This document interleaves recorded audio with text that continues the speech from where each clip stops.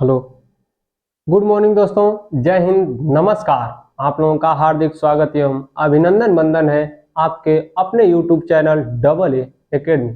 तो चलिए मेरे दोस्त, हम लोग आगे किधर चलते हैं, समास की ओर चलते हैं। किधर मेरे दोस्तों, समास की ओर। हमने आपको हिंदी में संधि पढ़ाया था, हिंदी व्याकरण में, और हिंदी व्याकरण में संधि में हमने आपको प्रश्न भी कराया था। तो आज हम लोग अपने अगले टॉपिक समास की ओर चलते हैं और समास में हम लोग शुरू करते हैं समास शब्द से। और समास शब्द से शुरू करेंगे, उसका अर्थ, समाज का, समास शब्द का अर्थ, समास शब्द का परिभाषा, समास शब्द का अर्थ क्या होता है, परिभाषा क्या होती है और उसे किस प्रकार से प्रदर्शित किया जाता है, समास के कितने भेद हैं, समास में क्या क्या क्रियाएं होती हैं, यह सब हम लोग जानने का प्रयास करते हैं। तो चलिए मेरे दोस्त, हम लोग शुरू करते हैं आज अपना टॉपिक। उस टॉपिक का नाम क्या है? टॉपिक का नाम है समास। टॉपिक क्या बनेगा मेरे दोस्त? तो टॉपिक रहेगा समास। टॉपिक क्या है दोस्त? समास। समास किसे कहते हैं, इसको जानेंगे। समास का अर्थ क्या होता है, समास के बारे में आप लोग क्या जानते हैं, क्या नहीं जानते हैं, आप लोग कितना जानेंगे, यह अहम बात है। ठीक है, चलिए मेरे दोस्तों, आज आप लोगों का टॉपिक आप लोगों के समास मैं प्रस्तुत करने जा रहा हूं। तो आज आपका टॉपिक है समास। समास के बारे में चर्चा करते हैं। तो जिस प्रकार से संधि हमने देखा, पिछले कुछ दिन हम लोग संधि देखे हैं, तो आप लोगों की बहुत अच्छी जानकारी हो गई है संधि में। संधि में होता क्या था? मेल होता था। इस समास में भी मेल होगा, पहला बात जानिएगा। समास में भी क्या होगा मेरे दोस्त? मेल ही होगा। संधि में क्या होता था? मेल होता था। तो समास में भी क्या होगा? मेल होगा। बस फर्क इतना रहेगा कि संधि में हम लोग वर्णों का मेल करते थे। किसका मेल? वर्णों का मेल करते थे। परंतु इस समास में हम लोग पदों का मेल करेंगे। किसका मेल करेंगे दोस्त? पदों का मेल करेंगे, या कह सकते हैं कि शब्दों का मेल करेंगे। किसका मेल? शब्दों का मेल करेंगे। किसका मेल होगा दोस्त? पदों का या शब्दों का? दोनों में अंतर इतना है कि यहां पर हमने वर्णों का मेल किया था, अब इधर हम लोग शब्दों का मेल करेंगे या पदों का मेल करेंगे। चलिए हम लोग देखते हैं। संधि का अर्थ क्या होता था? मेल। संधि का अर्थ क्या होता था? मेल। परंतु इसका अर्थ वह नहीं होगा। समास संधि युक्त पद है कि संयोग से बना पद है, दोनों सीखेंगे, जानेंगे। तो चलिए मेरे दोस्त, हम लोग अच्छी प्रकार से जानने का प्रयास करते हैं और सीखते भी हैं। किसके बारे में? समास के बारे में। ठीक है, चलिए इसको फिर से लिख देते हैं। किसके बारे में सीखेंगे हम लोग? समास के बारे में। और समास के बारे में अच्छी प्रकार से अध्ययन करने का प्रयास करते हैं। समास दो शब्दों से मिलकर बना है। पहला वाला सम, दूसरा वाला आस।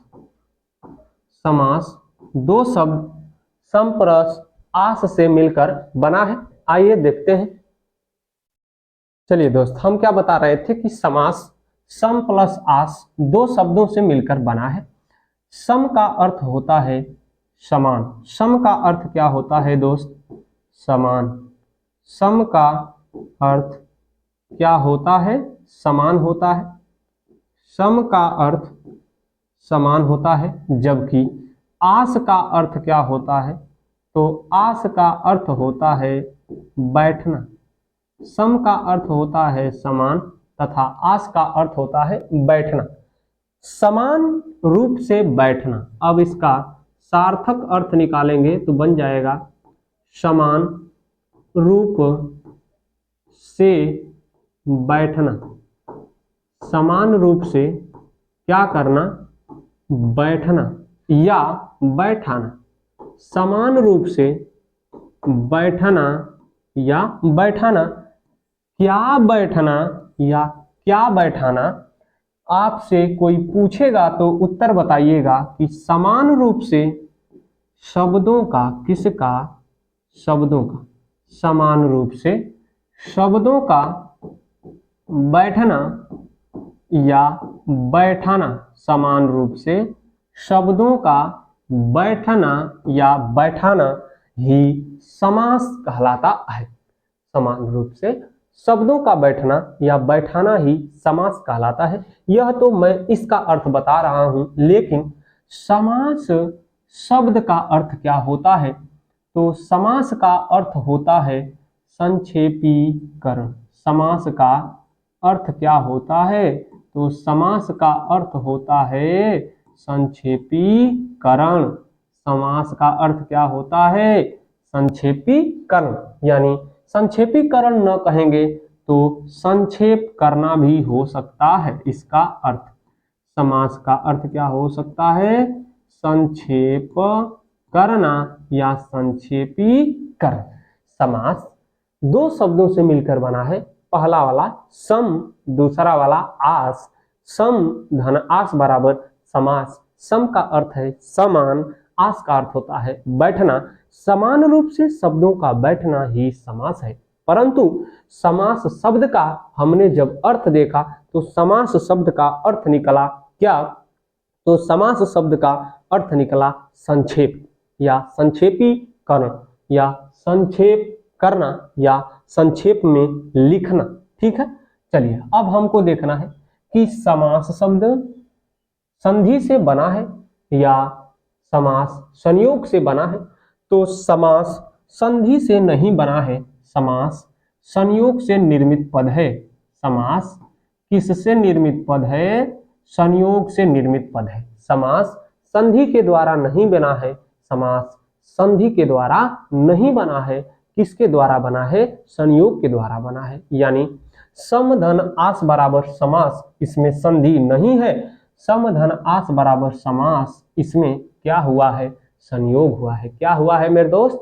संयोग हुआ है। चलिए, समास का विलोम शब्द यदि आपसे कोई पूछेगा तो क्या बताएंगे? तो यह भी जान लीजिए समास का विलोम क्या होता है। तो समास का विलोम होता है व्यास।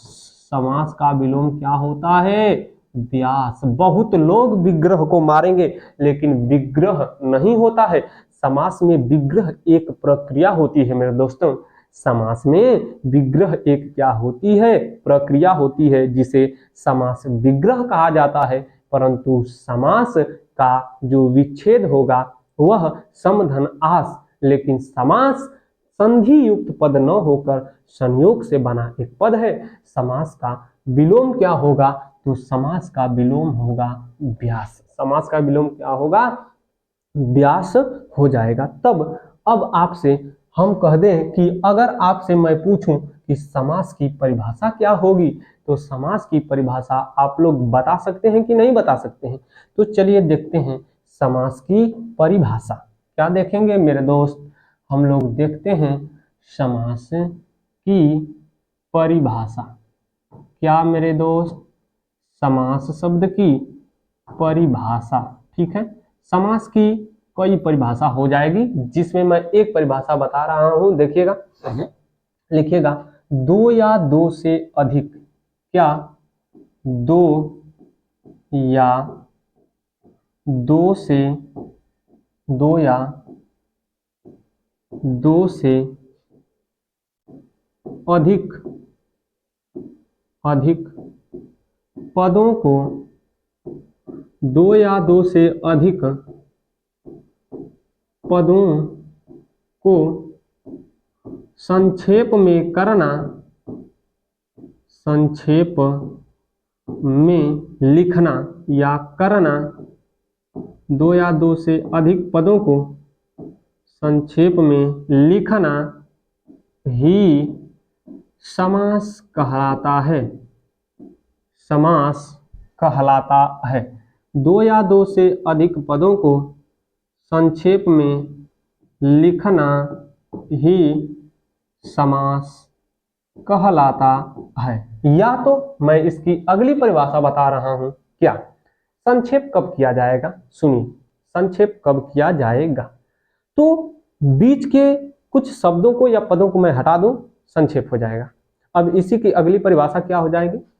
सुनिएगा, अगली परिभाषा इसकी लिख सकते हैं आप लोग। देखिएगा मेरे दोस्त, अगली परिभाषा लिखिएगा। ऐसी ही है बहुत, मैं कई परिभाषा बता दूंगा, लिखते रहिए। दो या दो से अधिक, दो या दो से अधिक पदों को, अधिक पदों या शब्दों का, दो या दो से अधिक पदों या शब्दों का संक्षेपीकरण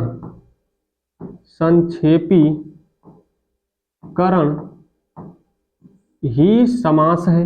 दो या दो से अधिक पदों या शब्दों का संक्षेपीकरण ही समास है।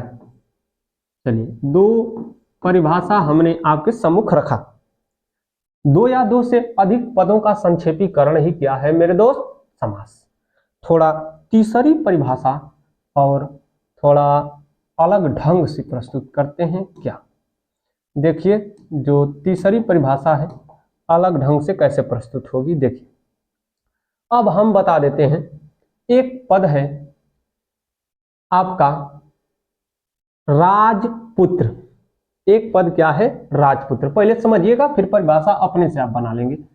एक समस्त पद है राजपुत्र। राजपुत्र या एक पद है राजमाता। क्या? राजपुत्र या राजमाता। समझिएगा, राजपुत्र या राजमाता का जब हम समास विग्रह करेंगे तो बनेगा राजा का पुत्र या राज की माता, या राजा की माता बनेगा ना। सुनिए, हमने इसका किया समास विग्रह, बनकर क्या तैयार हुआ? समास विग्रह जब हमने किया इसका, तो बनकर क्या तैयार हुआ? तो बनकर तैयार हुआ यह, इस वाले का जब हमने समास विग्रह किया तो बनकर तैयार हुआ राजा का पुत्र। क्या बना? राजा का पुत्र। अब बताइए, दो या दो से अधिक पद हैं कि नहीं? पहला बात सुनिए, दो या दो से अधिक पदों, दो या दो से अधिक पदों, कट गया, चलिए देखते हैं, अभी बना देते हैं उसको। दो या दो से अधिक पदों को संक्षेप में लिखना या संक्षेपीकरण। चलिए, मैंने देखा राजा एक का, दूसरा पुत्र, तीसरा, तीन पद हैं दो या दो से अधिक। इन दोनों को संक्षेप में लिख देंगे या कम जगह में लिख देंगे, वह क्या कहलाएगा? समास कहलाएगा। कोई दिक्कत यहां तक? वह क्या कहलाएगा?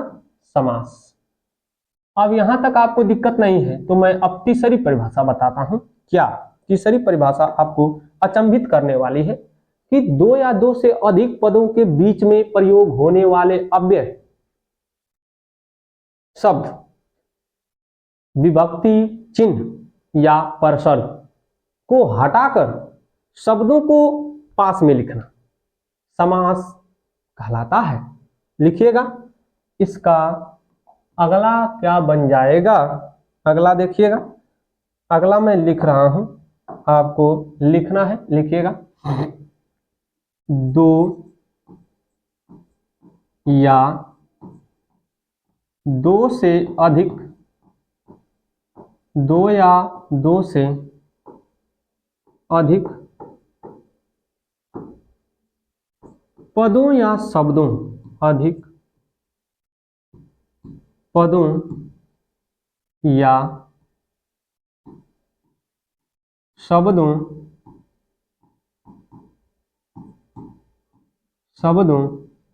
के बीच दो या दो से अधिक पदों या शब्दों के बीच प्रयुक्त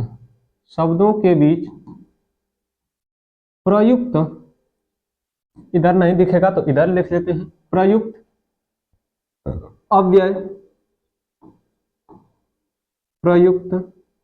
अव्यय कामा विभक्ति चिन्ह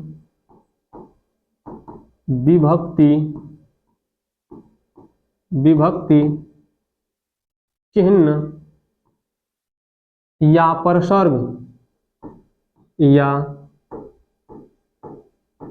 परसर्ग को हटाकर पदों को लिखना,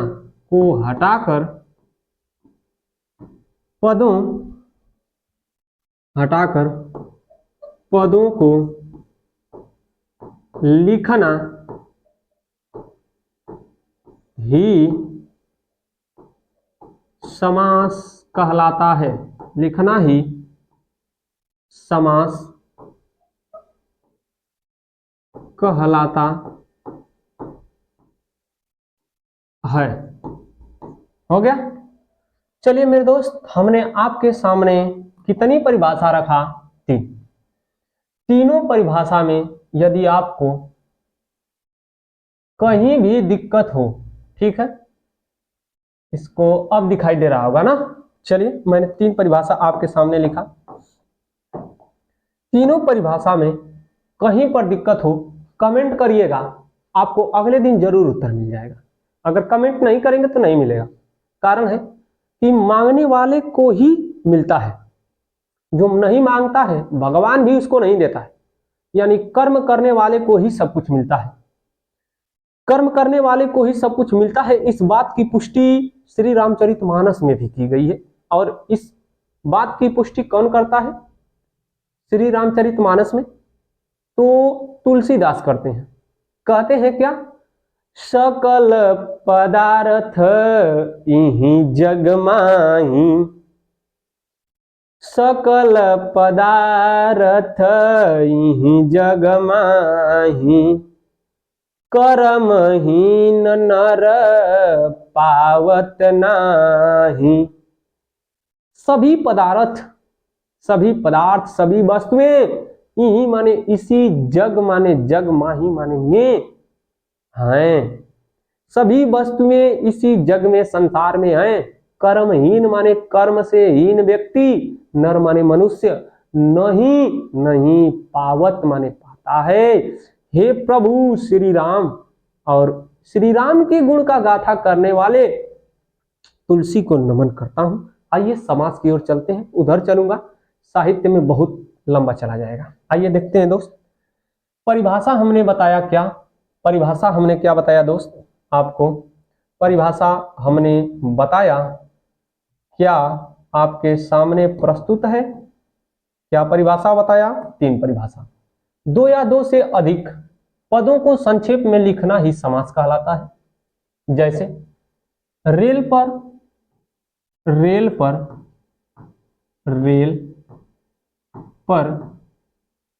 चलने वाली, चलिए अगला उदाहरण, अगला पेज ले लेते हैं, ठीक है, हो जाएगा। अब उदाहरण देकर समझिएगा, उदाहरण से समझिएगा। क्या उदाहरण में आपको क्या समझना है? जैसे रेल पर चलने वाली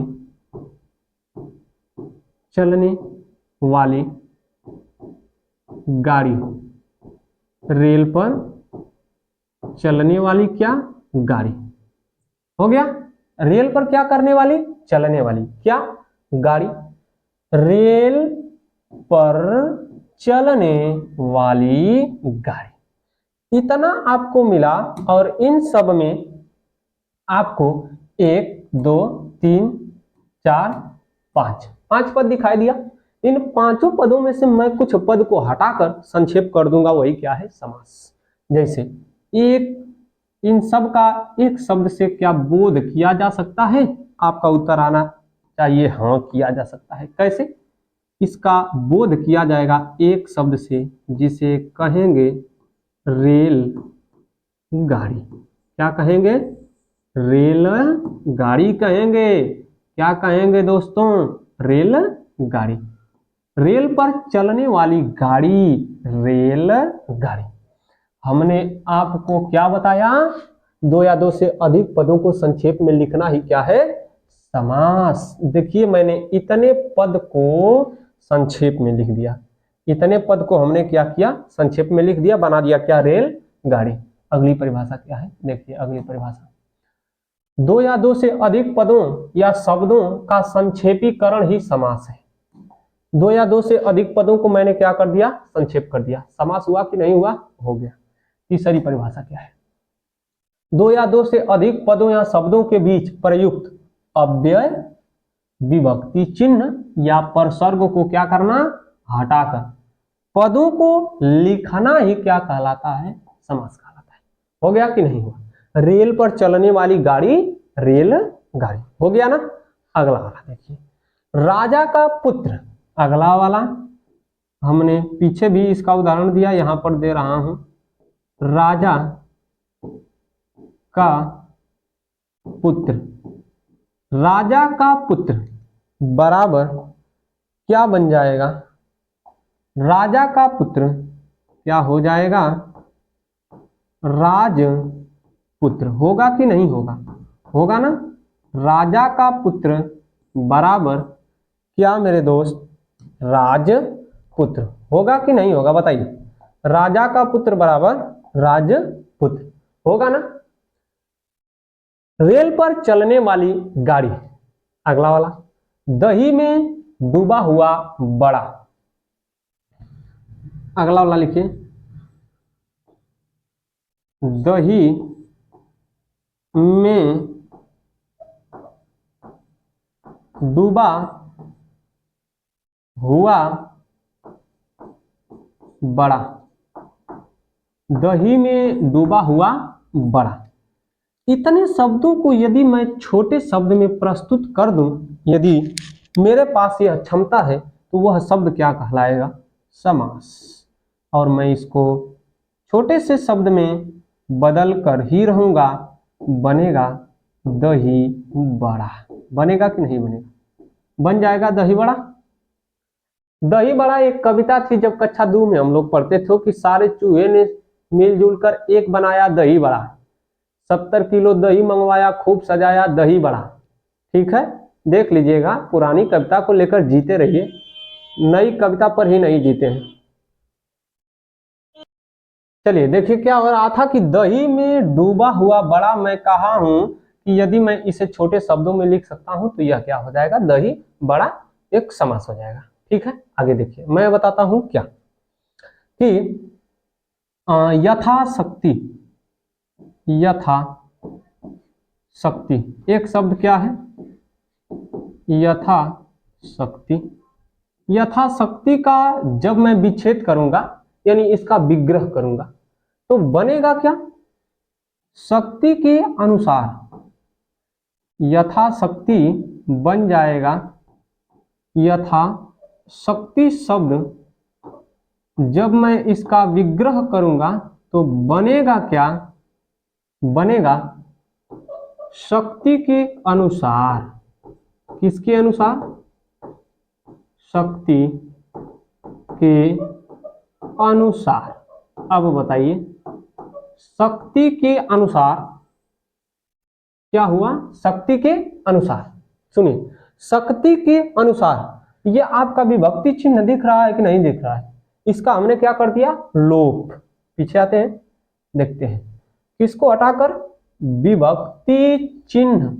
और उसी विभक्ति चिन्ह को क्या कहते हैं, परसर्ग कहते हैं। क्या कहते हैं, परसर्ग को हटाकर भी यदि लिख देते हैं तो क्या हो जाएगा, क्या हो जाएगा, समास हो जाएगा। आगे चलते, हो गया यथाशक्ति, दही बड़ा, राजपूत, रेलगाड़ी।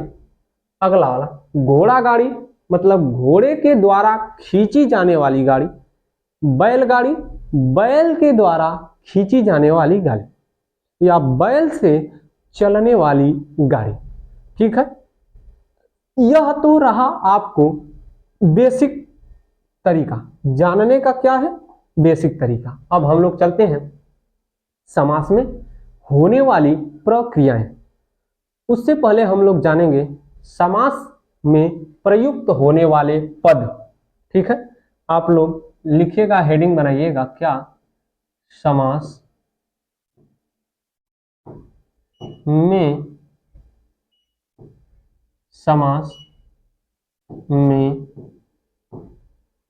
प्रयुक्त होने वाले पद। समास में प्रयुक्त होने वाले पद। तो समास में जो पद प्रयुक्त होते हैं, एक पद होता है पूर्व पद।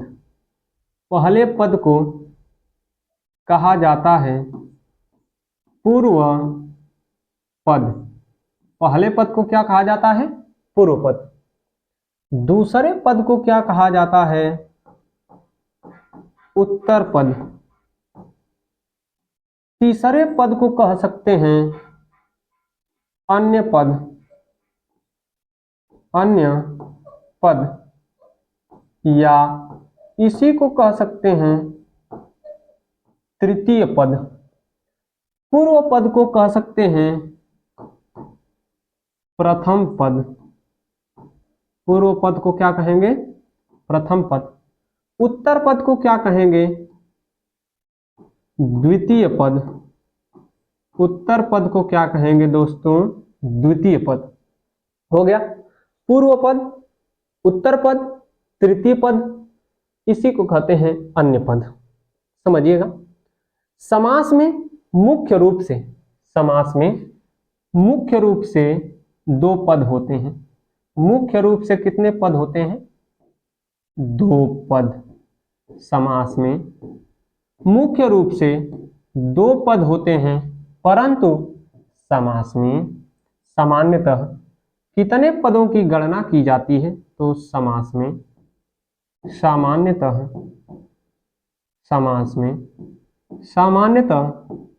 तीन पद होते हैं। मुख्य रूप से दो पद, सामान्य रूप से कितने पद तीन पद। कौन सा पूर्व पद किसे कहते हैं समास विग्रह करने पर प्राप्त होने वाला पहला पद। सुन लीजिए, लिखेंगे नहीं अपने से लिखिएगा। समास विग्रह करने पर प्राप्त होने वाला पहला पद ही पूर्व पद कहलाता है, या समास विग्रह से प्राप्त पहले का पद पूर्व पद कहलाता है। समास विग्रह के पश्चात मिलने वाला दूसरा पद द्वितीय पद या उत्तर पद या दूसरा पद कहलाता है। समास युक्त पद समासिक पद, अन्य पद या तृतीय पद कहलाता है। ठीक है, यह तो रहा समास में प्रयुक्त होने वाले पद। अब हम लोग चलते हैं क्या अब हम लोग चलेंगे समास में होने वाली क्रियाएं। समास में होने वाली क्रियाएं, समास में क्या क्या होता है तो देखते हैं हम लोग। समास में होने वाली क्रियाएं लिखिएगा आप लोग, क्या कि समास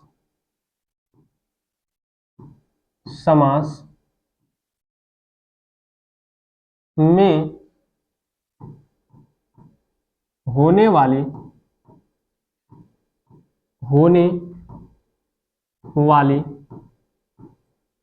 क्रियाएं।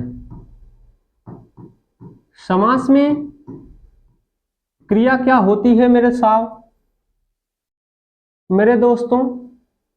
समास में दो क्रिया होती है। कितनी क्रिया होती है दो क्रिया। दूसरी और पहली क्रिया है क्या तो समास में हमने बताया या तो जोड़ने का काम किया जाएगा या तो तोड़ने का काम किया जाएगा। शब्दों को जोड़ा जाएगा या जुड़े हुए शब्दों को तोड़ा जाएगा, दो काम होगा। तो समास में पहली क्रिया जो होती है उसे कहते हैं सामासिक पद। पहली क्रिया क्या कहलाती है? पहली क्रिया कहलाती है सामासिक पद। समास में होने वाली पहली क्रिया है सामासिक पद तथा समास में होने वाली दूसरी क्रिया है समास विग्रह। दूसरी प्रक्रिया समास विग्रह है। क्या है मेरे दोस्त? समास विग्रह।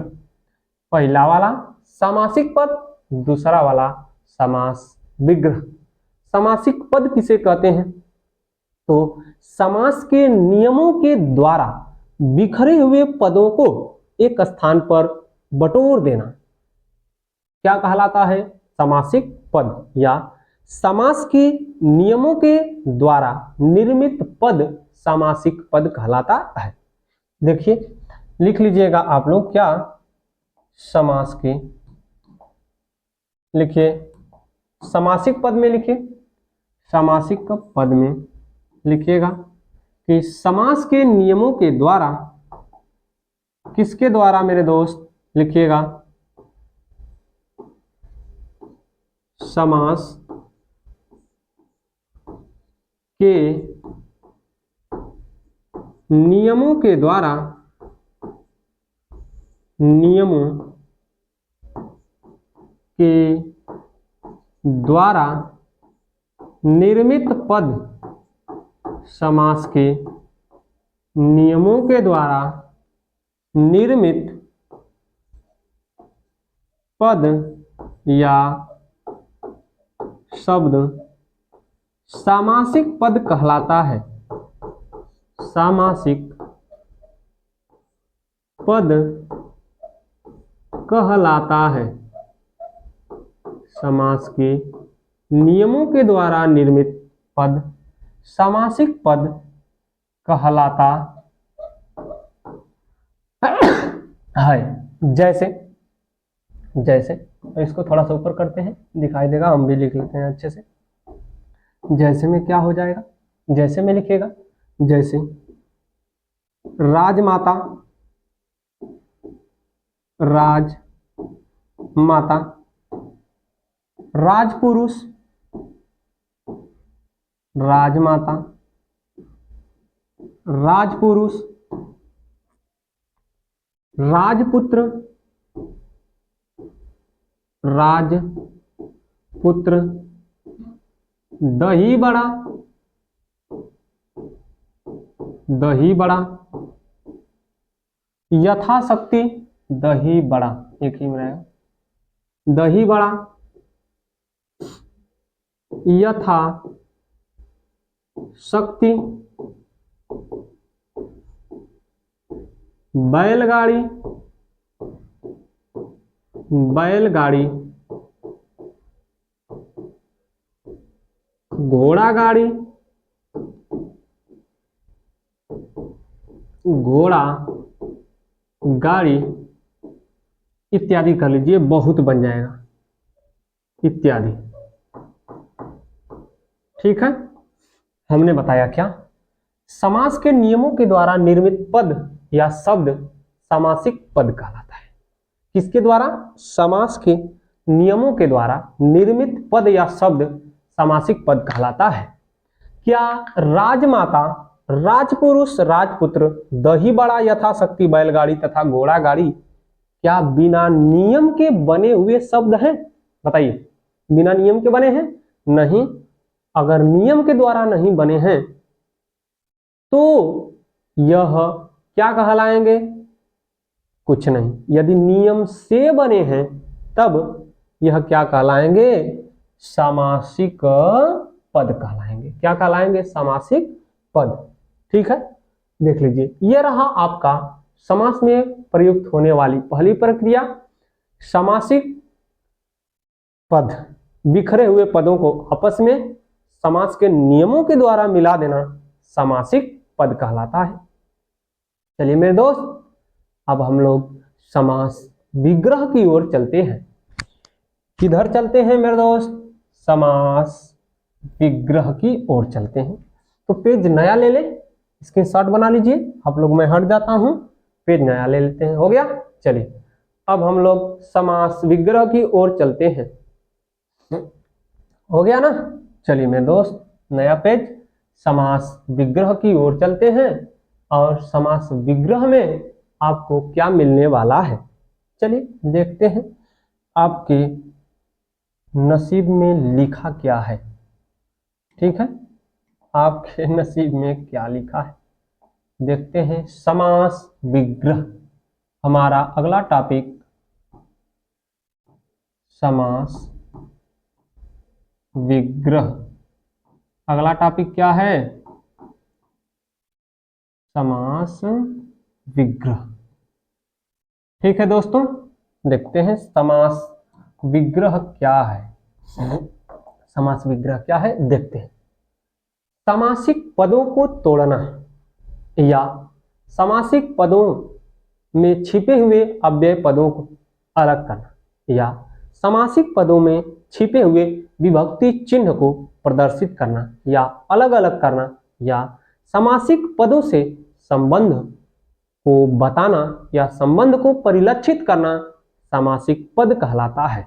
ठीक है, चलिए देखते हैं क्या समासिक पद, सॉरी बोले हैं समासिक पद पीछे ना, अभी ख्याल आ गया, समास विग्रह कहलाता है। चलिए देखिए, समास के पदों को या सामासिक पदों को एक शब्द में मैं लिख सकता हूं क्या? सामासिक, बहुत पतला है ना, इसको मिटाते हैं, अब हो जाएगा मोटा। कर हर मैदान फतेह, गलती हो गया था, अब मोटा हो जाएगा। देखिए लिखिएगा कि सामासिक पदों को, किसको? सामासिक पदों को तोड़ना या सामासिक पदों को तोड़ना या सामासिक शब्दों के बीच संबंध स्थापित करना, सामासिक पदों को तोड़ना या उनके उनके बीच छिपे हुए, उनके बीच छिपे हुए संबंध को, छिपे हुए संबंध को, संबंध को परिलक्षित करना, संबंध को परिलक्षित करना या प्रदर्शित करना, परिलक्षित करना या प्रदर्शित करना ही समास विग्रह, समास ही समास विग्रह होता है, ही समास विग्रह होता है। यह तो सामासिक पद से जब अलग कर देंगे, पहली परिभाषा है समास विग्रह की। स्थिति नंबर 1 नहीं दिखाई दे रहा है, हमको पता है, आ जाइए मेरे दोस्त, अब तो दिखाई दे रहा है। चलिए स्थिति नंबर 1, समास विग्रह की पहली परिभाषा। समास विग्रह की दूसरी परिभाषा भी जानने के लिए तैयार रहिए मेरे दोस्तों। क्या? सामासिक पदों से, लिखिए पहला हो गया, दूसरा लिखिए, दूसरा भी जान लीजिए, इतने भावुक नहीं होते हैं। दूसरा लिखिए, सामासिक पदों से क्या, इससे मजा नहीं दे रहा है, चलिए इस वाले से लिखते हैं। लिखिए इधर हो गया आपका, लिखिए सामासिक पदों में, सामासिक पदों में छिपे हुए विभक्ति विभक्ति चिन्ह, विभक्ति चिन्ह अथवा परसर्ग या सामासिक पदों में छिपे हुए विभक्ति चिन्ह अथवा परसर्ग या को हटाकर लिखिए तथा परसर्ग तथा अव्यय पदों को अलग करना तथा अव्यय पदों को अलग अलग करना, अव्यय पदों को अलग अलग करना ही समास विग्रह कहलाता है, ही समास विग्रह कहलाता है।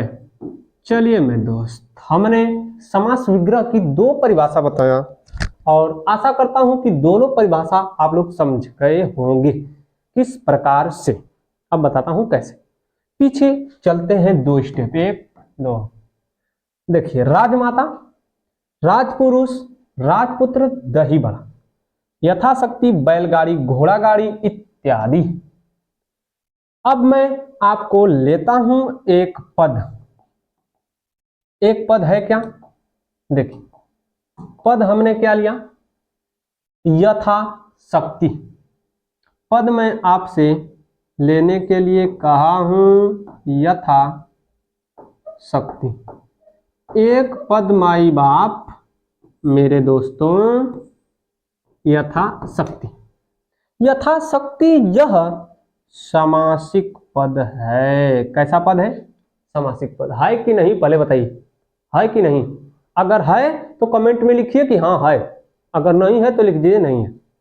ठीक है, सामासिक पद है यथाशक्ति। इस यथाशक्ति पद का जब मैं विग्रह कर दूंगा, अलगाव कर दूंगा, इसके पदों को तोड़ दूंगा, अलग अलग बन जाएगा क्या? सामासिक पद नहीं, समास विग्रह।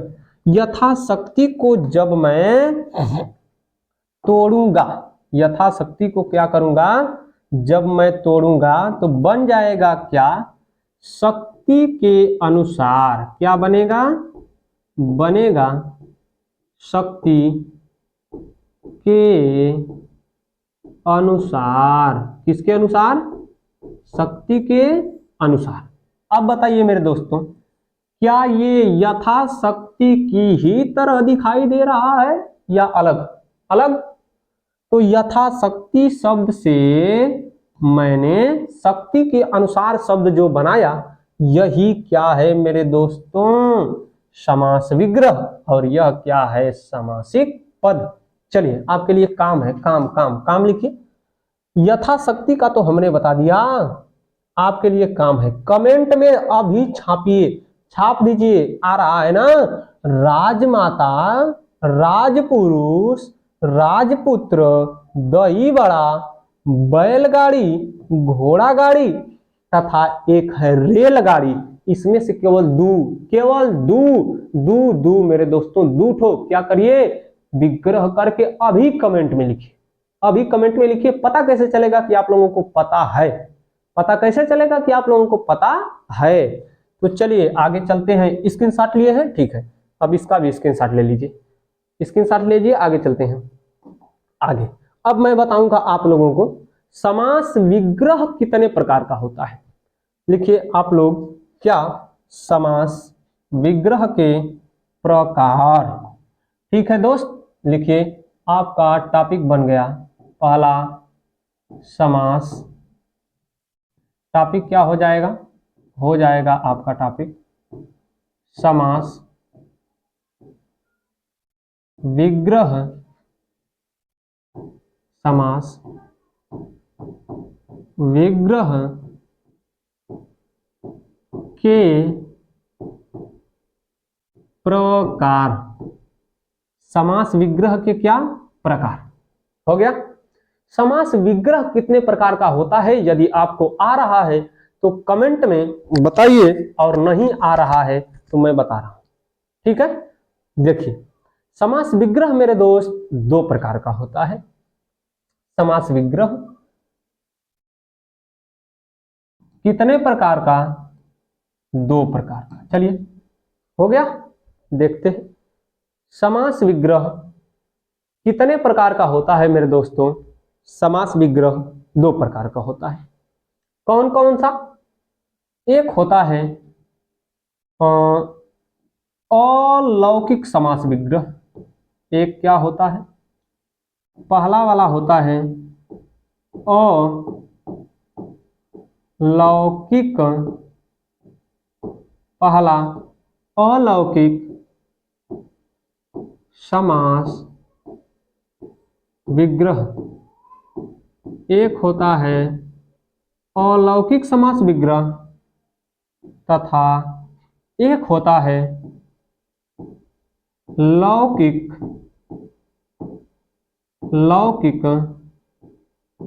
समास विग्रह। लौकिक समास विग्रह। चलिए बहुत आसानी से समझ में आएगा। शब्द है आलोक। आलोक धन एक बराबर अलौकिक। इधर है लोक धन एक बराबर लौकिक। बना कि नहीं बना? लोक माने सामान्य जनता। लोक माने सामान्य जनता। एक प्रत्यय लगा है। इधर हो गया अलोक। लोक माने सामान्य जनता, अ माने न हो। अब इसकी परिभाषा समझ लीजिए। ऐसा समास विग्रह जो सामान्य लोग भी समझ जान जाए उसे कहते हैं लौकिक समास विग्रह। समास का ऐसा विग्रह जिसे सामान्य लोग भी जान जाएं उसे लौकिक समास विग्रह कहते हैं। परंतु ऐसा समास विग्रह जिसे सामान्य लोग न जान पाए, यह केवल व्याकरण की भाषा में शब्द अर्थ, शब्दार्थ तथा भावार्थ के साथ प्रस्तुत किया जाता हो, उसे अलौकिक समास विग्रह कहते हैं। अगर यह ऑप्शन में न हो तो इसका दूसरा भी नाम होता है। अलौकिक का नाम होता है अनित्य समास विग्रह। इसका नाम दूसरा क्या है? अनित्य। दूसरा नाम है अनित्य समास विग्रह। इसका दूसरा नाम है अनित्य समास विग्रह। यहां से लौकिक से अ हटाए हैं, अलौकिक से अ हटाए हैं, लौकिक बना, अनित्य से अ हटा दीजिए, बन जाएगा दूसरा वाला नित्य समास विग्रह। दूसरा वाला क्या बनेगा दोस्त? नित्य समास विग्रह। बनेगा कि नहीं बनेगा? बनेगा। अब सुनिए, जब आप मूल व्याकरण पढ़ेंगे, मूल व्याकरण का मतलब संस्कृत, मूल व्याकरण का मतलब क्या होता है? संस्कृत। जब संस्कृत पढ़ेंगे तो दोनों समास विग्रह पढ़ना होता है, लेकिन जब हिंदी पढ़ते हैं तो केवल लौकिक समास विग्रह या नित्य समास विग्रह ही पढ़ना होता है। ठीक है, तो बहुत टाइम हो गया है दोस्त, बहुत समय हुआ, तो आज के लिए बस इतना ही। आप लोग स्क्रीनशॉट ले लीजिए इसका, और हम अगले दिन आएंगे समास के भेद तथा एक समास को लेकर आऊंगा। तो आज के लिए बस इतना ही, जाने की आज्ञा दीजिए। मिलते हैं अगले दिन में।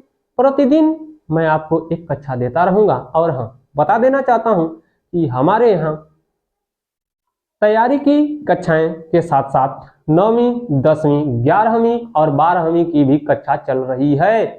अपने मित्रों तक इसको बांटने का काम करिए। ज्ञान है मेरे दोस्त, बांटने से 2 का 4 हो जाता है, यदि नहीं बांटेंगे तो 2 का 0 हो जाता है। ठीक है, तो आज के लिए बस इतना है। जय हिंद दोस्तों, नमस्कार।